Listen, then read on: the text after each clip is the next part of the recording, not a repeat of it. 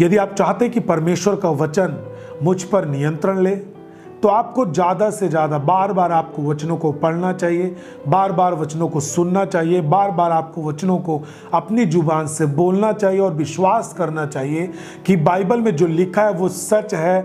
और मुझे विश्वास है कि वो आपकी ज़िंदगी में जब आएगा, आपकी ज़िंदगी सेम नहीं रहेगी, वो पूरी तरीके से बदल जाएगी। आमीन। यदि आप चंगाई चाहते हैं तो आप बार बार चंगाई के वचनों को पढ़ें, चंगाई के वचनों को बोलें, चंगाई के वचनों को सुने, चंगाई के वचनों को मनन करें और चंगाई के वचनों पे आप विश्वास करें, तो मुझे भरोसा है कि आप कितनी भी बड़ी प्रॉब्लम में हो, आपने किसी को इस बीमारी से मरते हुए देखा, परंतु आप नहीं मरेंगे। आप चंगाई के वचन को जब आप ग्रहण करेंगे, आप जीवित होंगे यीशु मसीह के नाम में। हालेलुया। आप चाहते हैं कि आपके जीवन पर पवित्रताई नियंत्रण ले, पवित्रताई का जीवन आपके ऊपर कब्जा करें। आपको बार बार पवित्रताई के बारे में पढ़ना चाहिए, बार बार पवित्रताई के बारे में चर्चा करनी चाहिए, बार बार पवित्रताई के बारे में आपको सुनना चाहिए और विश्वास करना चाहिए कि परमेश्वर पवित्र है और जैसा उसने मुझे बुलाया है पवित्र मुझे भी बनना है। मैं आपको भरोसा दिलाता हूँ, मैं आपको विश्वास के साथ कहता हूँ कि प्रभु आपकी मदद करेगा और पवित्रताई में आप खड़े होने पाएंगे यीशु के नाम में। आमीन। फिर से मैं आपको कहना चाहता हूँ कि जिन चीज़ों पर आपको दिन प्रतिदिन बढ़ते जाना है, उन चीज़ों को आपको लगातार सुनते जाना है, उन चीज़ों के विषय में लगातार आपको बोलते जाना है, उन चीज़ों को लगातार आपको विश्वास करना है और मनन करना है। मैं आपको बताना चाहता हूँ, आप पीछे नहीं हटेंगे, परंतु आप उन चीज़ों को प्राप्त कर पाएंगे। आमीन। सफलता चाहिए, सफलता के बारे में बोलें, सफलता के बारे में पढ़ें, सफलता के बारे में मनन करें। ये पवित्र शास्त्र वो सामर्थ्य है जो आपको दुनिया की हर चीज़ें और स्वर्ग की हर चीज़ें आपके जीवन के लिए प्रदान करेगी। आमीन। तो जितने भी जवान मेरे साथ जुड़े हैं, मैं आपको आज जिन बातों की ओर लेके जाने वाला हूं वो ये है कि परमेश्वर के साथ बहुत सारे लोग धीरे धीरे करके, हो सकता है कि वो कुछ ज़्यादा वचनों को सुनते हैं, है ना, तब उनके अंदर प्रार्थना करने का मन होता है। एग्जाम्पल पे तौर पे समझ सकते हैं, जैसे मान लीजिए कोई लगातार चर्च आया व्यक्ति और उसका मन प्रार्थना का होने लगा, प्रार्थना उसने स्टार्ट किया, शुरू किया, ये बहुत अच्छी है, लेकिन फिर धीरे धीरे संगति कम होने के कारण या फिर कुछ ऐसी चीज़ें हुई जिससे उसको संगति बहुत कम करने को मिली, फिर उसका प्रार्थना का जीवन जो है धीरे धीरे कम होने लगता है। इन दिनों में बीच में बहुत सारे जवानों से हम मिले और कुछ लोग ऐसे भी मिले जिनसे बात पे जब बात होने लगी तो उनका कहना है कि मैं प्रार्थना बहुत कम करता हूँ, बस धन्यवाद करता हूँ और अपने काम से चला जाता हूँ, पढ़ने चला जाता हूँ, पता नहीं कैसे हो रहा है। तो इन्हीं सब चीज़ों पे मैं आपको बताऊंगा और मुझे भरोसा है कि जब आप इस पूरी टॉपिक को सुनेंगे, आप प्रार्थना करने वाले और वचनों को पढ़ने वाले व्यक्ति हो जाएंगे।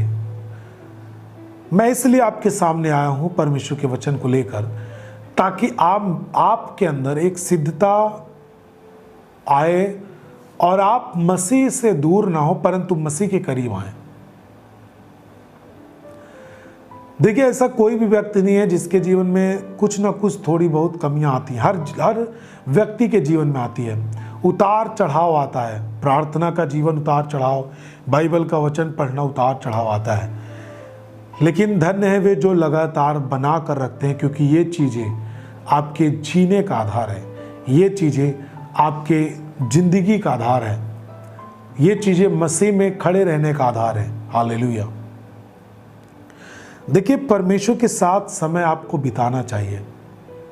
मालूम क्यों? क्योंकि आप मानते हैं और आप विश्वास करते हैं कि उद्धारकर्ता प्रभु यीशु मसीह है। आपने खुद भरोसा रखा है और आप किसी लालच, किसी दबाव से नहीं आते चर्च, परंतु आपने खुद परमेश्वर के वचन को चखा है और उस चखने के द्वारा आपने समझ पाया कि प्रभु कितना प्यारा है और वो कौन है, वो कैसा है, कौन है वो और किस तरह के अधिकार वो रखता है। और जब आप जान चुके हैं कि वो परमेश्वर है और उसने आपकी जिंदगी में अद्भुत काम किए हैं, तो क्या ऐसा भी टाइम आना चाहिए कि आप उससे दूर हो जाएं? नहीं। क्या बाइबल आपको कभी अलाउ करती है इस बात के लिए कि आप एक साल में 6 महीने प्रभु के सम्मुख जाएं और 6 महीने आप दूर जाएं, कोई फर्क नहीं पड़ता? क्या बाइबल आपको इस तरह कहती है? नहीं कहती। लेकिन फिर भी आपके जीवन में उतार चढ़ाव होते हैं। क्या ये उतार चढ़ाव होना अच्छा है? मैं कहता हूं ये बिल्कुल अच्छा नहीं है। इसे लगातार चढ़ने यानी इसे लगातार और बढ़ाने की कोशिश करें, परंतु ये घटने ना पाएं। क्योंकि जब ये चीजें घटती हैं, आप अपनी जिंदगी में बहुत ज्यादा संघर्ष करते हैं। जब ये चीजें घटती हैं, तब आपके जीवन में पवित्रताई भी घटती जाती है। प्रभु के साथ समय बिताना यदि आपके जिंदगी में घट रहा है, तो मसीह के साथ प्रेम आपका घट रहा है। क्योंकि आप जिससे प्रेम करते हैं उससे ज्यादा आप मिलते हैं। मैं कहता हूं आपका कोई मित्र है या फिर आपके मां बाप हैं जिनसे आप बहुत प्रेम करते हैं, आप उनसे कितना आप बात करना चाहते हैं आपको पता है? जब आप अपने माँ बाप से प्यार करते हैं, आप बहुत ज़्यादा उनसे बात करते हैं। आप काम पे भी जाते हैं, तब भी बीच में कॉल करते हैं अपने माँ बाप से। आप अपने पत्नी से कितना प्रेम करते हैं जिनकी शादियां हुई हैं। आप बाहर काम के लिए हैं, लेकिन जब आप काम से छुट्टी होते हैं, शाम को आप कॉल करते हैं, बात करते हैं। यदि कुछ लोग कहते हैं नहीं मैं इतना नहीं बात करता, तो यह आपकी भूल है, बात करनी चाहिए। हालेलुया। क्योंकि आप जिससे प्रेम करते हैं उससे आपको ज़्यादा से ज़्यादा आपको बात करना ही होता है, क्योंकि आप उससे प्रेम करते हैं। उसी तरह जब आप प्रभु के साथ समय व्यतीत करना कम कर रहे हैं, इसका मतलब यह है कि आपका प्रेम कम हो रहा है। और आप कितना भी बोले कि नहीं मैं कम नहीं हो रहा हूं, वचन के साथ, प्रार्थना के साथ यानी प्रभु के साथ समय व्यतीत करना आपका घटते जा रहा है। इसका मतलब यह है कि आपका प्रेम मसीह के साथ घटते जा रहा है। फिर आपकी पवित्रताई घटती जाएगी, आपकी बरकतें जो है वो घटती जाएंगी, आपके आत्मिकता का स्तर जो है वो घटता जाएगा, आपकी आशीषें, आपकी चंगाई सब कुछ घटती जाएंगी। हालेलुया। देखिए, परमेश्वर के साथ समय बिताने के 2 चीजें हमारे साथ होती हैं। वो चिन्ह है कि आप प्रार्थना करने वाले हैं और वचनों को पढ़ने वाले हैं।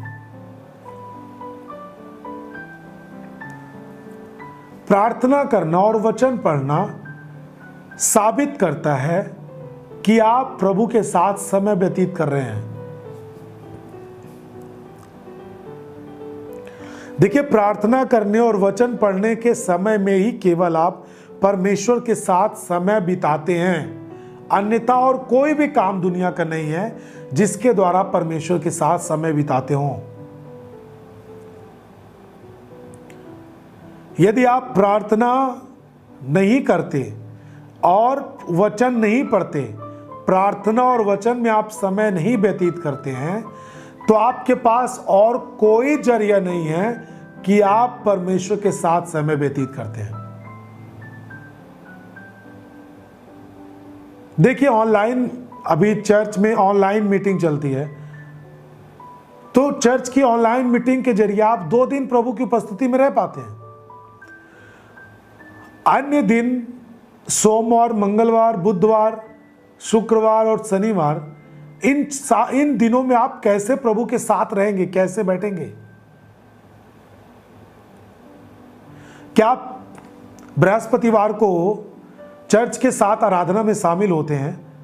हफ्ते में 1 दिन चर्च आके प्रभु की उपस्थिति में आप समय व्यतीत कर लेते हैं? क्या अन्य दिन आप अपने समय को नहीं व्यतीत करेंगे?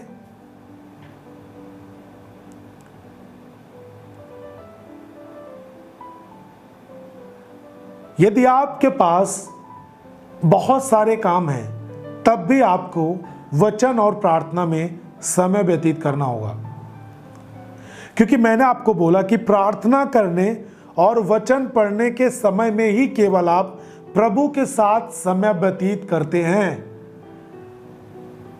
इसके अलावा और कोई भी समय नहीं होता जिसमें आप प्रभु के साथ समय व्यतीत करते हैं। आप दुकान पे होते हैं, काम काज करते हैं, आप प्रतिदिन की मजदूरी पे काम करने जाते हैं, आप काम काज करते हैं, उसमें आप प्रभु के साथ समय व्यतीत नहीं कर रहे हैं, बल्कि उस समय प्रभु आपके साथ होता है, उसकी उपस्थिति आपके साथ होती है,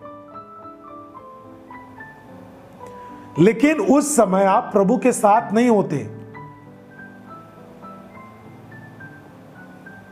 आप समय नहीं बिताते। हालेलुया।